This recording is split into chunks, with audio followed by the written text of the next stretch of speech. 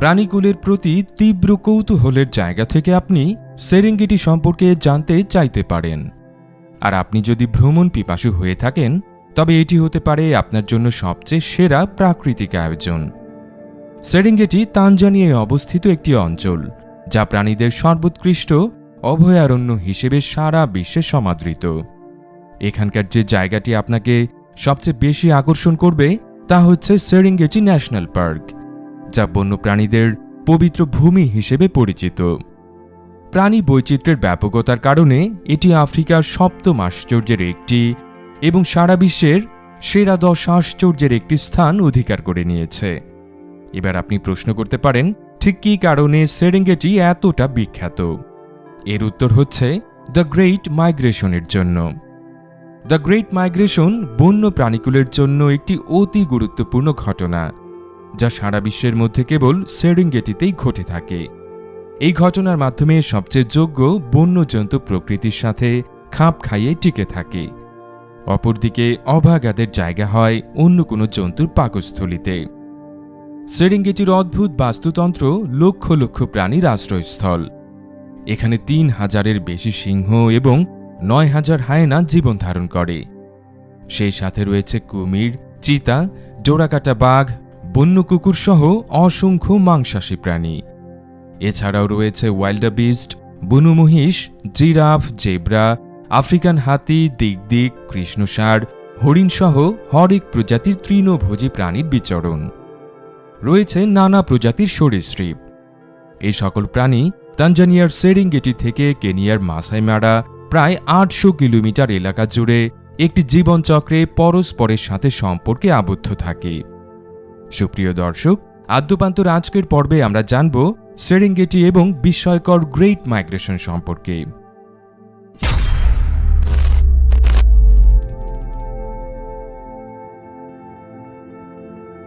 ধরুন আপনি নদী তীরে কোনো এক জায়গায় জন্ম নিলেন। কিছুটা বেড়ে ওঠার পর শৈশবে বন্যা কবলিত হল আপনার জন্মস্থান। সেক্ষেত্রে আপনার পরিবার আপনাকে সাথে নিয়ে অন্যত্র পাড়ি জমাবে জীবন ধারণের জন্য। জীবনযাপনের জন্য সবার আগে প্রয়োজন বিশুদ্ধ পানি ও খাদ্য। তাই আপনার পরিবারের যাত্রাপথ সেদিকেই হবে যেদিকে খাদ্য আছে। অন্যদিকে শুধুমাত্র আপনার পরিবারই আপনার সাথে আছে এমন না, সাথে মুসাফিরের বেশে গোষ্ঠীবদ্ধ হয়ে আছে আরও অনেক পরিবার। চলতি পথে প্রত্যেকের উপর নেমে আসবে নানা ধরনের প্রতিকূলতা। কেউ প্রাকৃতিক দুর্যোগের কবলে পড়বে, কেউ পড়বে স্বার্থান্বেষী কোনো দুষ্ট চক্রের হাতে। ফলে সেই দলের লোকবল কমতে থাকবে। যোগ্যরা টিকে থাকবে আর বাকিরা হারিয়ে যাবে। যারা টিকে থাকবে, বন্যা শেষে তারা আবার ফিরে যেতে পারবে তাদের জন্মস্থানে। দ্য গ্রেট মাইগ্রেশন এমনই একটি ঘটনা যা তানজানিয়ার প্রাণীকুলের সাথে প্রতি বছর ঘটে থাকে। এত অদ্ভুত জীবনচক্র আপনি সেরেঙ্গেটি ছাড়া অন্য কোথাও খুঁজে পাবেন না। এখানকার জীববৈচিত্র্য টাইম লাইনের মাধ্যমে সুস্পষ্ট করে তুলে ধরা যেতে পারে। বছরের শুরু থেকে এই জীবনচক্রের সূচনা ঘটে।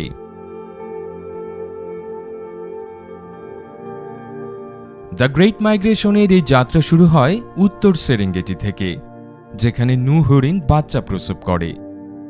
নভেম্বর থেকে ডিসেম্বরের স্বল্প বৃষ্টিপাত নূ হরিণকে এই অঞ্চলে আসতে উৎসাহিত করে।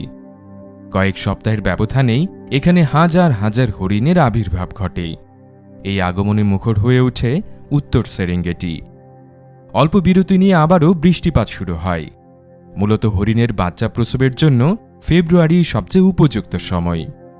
সদ্য ভূমিষ্ঠ শিশুদের নিয়ে হরিণের পাল এই অঞ্চলে বেশ কয়েক মাসের জন্য আটকে যায়। দীর্ঘ এই বৃষ্টিপাত মে মাস পর্যন্ত স্থায়ী হয়ে থাকে। নভেম্বর থেকে এই অঞ্চলে হরিণের আনাগোনা বাড়তে থাকে, আর ফেব্রুয়ারি থেকে মার্চ মাসে এখানে হরিণেরই যেন জয় জয়কার। এর আড়ালে একটি গোত্র নিজেদের ভুরি ভোজনের জন্য ঘাপটি মেরে বসে থাকে। যতই হরিণের জীবনগানে মুখর হোক উত্তর সেরেঙ্গেটি, বনের রাজা সবসময়ই সিংহ। সেই সাথে আছে হায়েনার দল। তারা অপেক্ষা করে থাকে কখন একটি শিশু হরিণ জন্ম নেবে। গত মৌসুমের পর যেন পেট পুড়ে খেতেই পায়নি বনের রাজাদের দল। অবশেষে ফেব্রুয়ারি মাস এসেছে। বাচ্চা হরিণের মাংসের চেয়ে সুস্বাদু আর কি হতে পারে? সেই সাথে অন্যান্য শাবকেরা তো আছেই। এই মৌসুমে অন্যান্য তৃণভোজী প্রাণীরাও বাচ্চা প্রসব করে থাকে। জিরাফ, জেব্রা, দাড়িওয়ালা মহিষ সহ অসংখ্য প্রাণীর শাবকে ভরে ওঠে সেরেঙ্গেটির উত্তরাঞ্চল, যা বনের রাজাদের জন্য ঈদ আনন্দ বয়ে আনে। তাই একজন পরিদর্শক হিসেবে ফেব্রুয়ারি-মার্চ মাস হবে আপনার জন্য সবচেয়ে উপযুক্ত সময়। বছরের এই সময়ে আপনি অভাবনীয় জীববৈচিত্র্যের দেখা পাবেন এই সেরেঙ্গেটিতে। এমনকি এখানে সিংহ কিংবা হায়েনার শিকারের দৃশ্যের দেখাও মিলতে পারে, যদি আপনি বেশ ভাগ্যবান হয়ে থাকেন। টানা বৃষ্টির মৌসুম শেষ হয় এপ্রিলের শেষে কিংবা মে মাসে। দেখা দেয় তীব্র খরা। এমন খরার কবলে পড়ে থাকলে শিশু শাবকগুলো বেঁচে থাকবে না। এমনকি পরিণত জন্তুদের পক্ষেও বেঁচে থাকা বেশ দুরূহ হয়ে দাঁড়াবে। এখানকার লাখ লাখ তৃণভোজী প্রাণীরা এটি বেশ ভালোভাবে জানে। প্রাকৃতিক এই বৈরিতা এড়াতে তারা দীর্ঘ এক সফরের জন্য প্রস্তুতি নিতে শুরু করে। সাধারণত এপ্রিলের শেষ থেকে জুন মাস পর্যন্ত তারা ৮০০ কিলোমিটারের দীর্ঘ পথ পাড়ি দেওয়ার জন্য প্রস্তুত হতে থাকে। জুনের প্রথম দিকে তাদের যাত্রা শুরু হয়। মূলত খাদ্যের খোঁজে তাদের এই যাত্রা। হরিণ, বড় দাড়িওয়ালা বুনো মহিষ ইত্যাদি প্রাণী খাদ্যের খোঁজে শত শত কিলোমিটার পথ পাড়ি দিতে প্রস্তুত হয়। যাত্রাপথের ছোট এবং মাঝারি সবুজ ঘাস গলধকরণ করতে করতে এগিয়ে যেতে থাকে এই যোদ্ধার দল। বড় আকৃতির ঘাসগুলো সাধারণত সেখানকার জিরাফদের জন্য রয়ে যায়। অন্যদিকে মাংসাশী প্রাণীরা হরিণদের যাত্রাপথের দিকে চেয়ে থাকে। এই সময় আপনি প্রকৃতির সবচেয়ে আশ্চর্য ঘটনার একটি দেখতে পাবেন: সারি সারি সুবৃহৎ প্রাণীদের পদযাত্রা। হরিণ এবং মহিষের পাল অবশেষে যাত্রা শুরু করে। লক্ষ লক্ষ প্রাণী যেন মার্চ করতে করতে এগিয়ে যেতে থাকে। প্রথম দেখাতে মনে হতে পারে কোনো প্রাচীন যোদ্ধা বাহিনীর বিশাল বহর এগিয়ে যাচ্ছে। মনে হবে নাই বা কেন, প্রায় ৪০ কিলোমিটার লম্বা এই যোদ্ধাদের সারি, যারা টিকে থাকার যুদ্ধে সর্বাত্মক অংশ নিয়েছে মাত্র।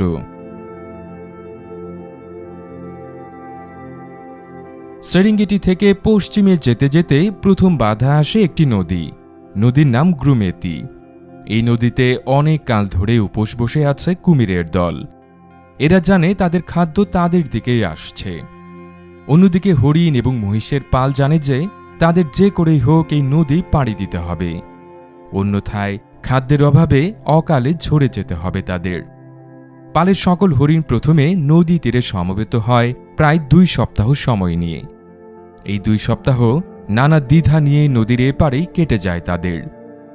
অবশেষে সব জল্পনা এবং কুমিরের ভয় উপেক্ষা করে নদী পার হতে পা বাড়ায় তারা। ক্ষুধার্ত কুমিরের দল এই সুযোগ নষ্ট করে না। ফলত প্রচুর শাবক এখানে এসে প্রাণ হারায়।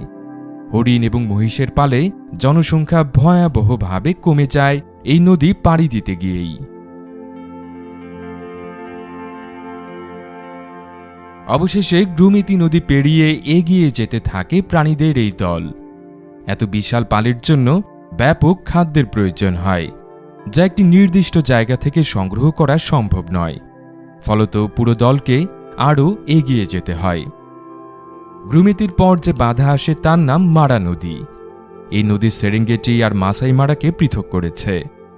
এই সময় তানজানিয়ার সহস্র জীববৈচিত্র্য খাদ্যের প্রাচুর্যের কারণে কেনিয়ায় স্থানান্তরিত হয়। আপনি যদি আগস্ট-সেপ্টেম্বরে সেরেঙ্গেটি ভ্রমণে যান, তবে এটি হবে আপনার জন্য একটি ভুল সিদ্ধান্ত। সুদীর্ঘ খরায় মৃতপ্রায় সেরেঙ্গেটি কারোরই ভালো লাগার কথা না। সেক্ষেত্রে সেরেঙ্গেটি যাওয়ার জন্য আপনাকে আরও কয়েক মাস অপেক্ষা করতে হবে, কেননা নভেম্বরের শেষ দিকে বৃষ্টিপাত শুরু হতে যাচ্ছে সেখানে, যা আফ্রিকার সবচেয়ে বড় জীববৈচিত্র্যকে ধারণ করে রাখবে। যাই হোক, মারা নদী পাড়ি দেওয়াও গ্রুমেতি নদীর মতোই কঠিন। এখানে প্রায় ৩,০০০ কুমির অধীর আগ্রহ নিয়ে অত্যন্ত ধৈর্য সহকারে অপেক্ষা করে আছে খাদ্যের আশায়। প্রাণীদের দল এটি জানে, কিন্তু বাঁচতে হবে। কুমিরের মুখের উপর দিয়েই তাদের মুক্তির দিকে ধাবিত হতে হবে। এছাড়া তাদের হাতে আর কোনো বিকল্পও নেই। গ্রুমেতির অভিজ্ঞতার আলোকে তারা মারা নদীতে পা বাড়ায়। হাজার হাজার শাবক কুমিরের শিকারে পরিণত হয়। তাদের দলের সদস্য সংখ্যা কমতে থাকে। এই নির্মম প্রাকৃতিক আয়োজনে একমাত্র যোগ্যরাই টিকে থাকে।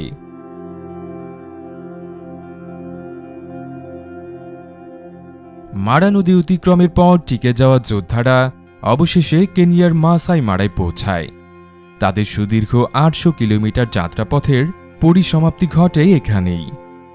এখানে পর্যাপ্ত খাদ্য গ্রহণ করে কিছুটা বিশ্রামের পর তারা ফের উত্তর সেরেঙ্গেটির উদ্দেশ্যে যাত্রা করতে প্রস্তুত হতে থাকে। এর জন্য তাদের একই পথ আবার পাড়ি দিতে হয়। নভেম্বরের দিকে তারা আবার আগের স্থানে ফিরে যায়। ধীরে ধীরে মুখরিত হতে থাকে উত্তর সেরেঙ্গেটি। আবার এখানে দীর্ঘ বৃষ্টিপাতের সূচনা হয়। সেই সাথে আবার এখান থেকেই শুরু হয় পরবর্তী বছরের দ্য গ্রেট মাইগ্রেশন।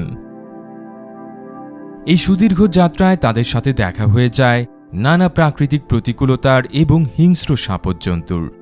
সকল প্রতিকূলতা শেষে তাদের সংখ্যা অনেক কমে আসে। তাদের যাত্রাপথে অসংখ্য হায়েনা, চিতা, সিংহ, বুনো শেয়াল, শকুন ইত্যাদি মাংসাশী প্রাণীর খাদ্য সংস্থান হয়। তাদের সংখ্যা কমে গেলে মাংসাশী প্রাণীরা অনাহারে মারা যায়। মাংসাশী প্রাণীর সংখ্যা কমে গেলে তৃণভোজী প্রাণীদের শিকার কমে যায়, ফলত এদের সংখ্যা বেড়ে যায়। আবার তৃণভোজী প্রাণীর সংখ্যা বেড়ে গেলে হিংস্র প্রাণীদের ভুরিভোজ নিশ্চিত হয়। এভাবে অদ্ভুত এক সম্পর্কে তারা পরস্পরের সাথে আবদ্ধ থাকে। এটি সারা বিশ্বের সর্ববৃহৎ মাইগ্রেশন, যা প্রতি বছর একই নিয়মে ঘটতে থাকে।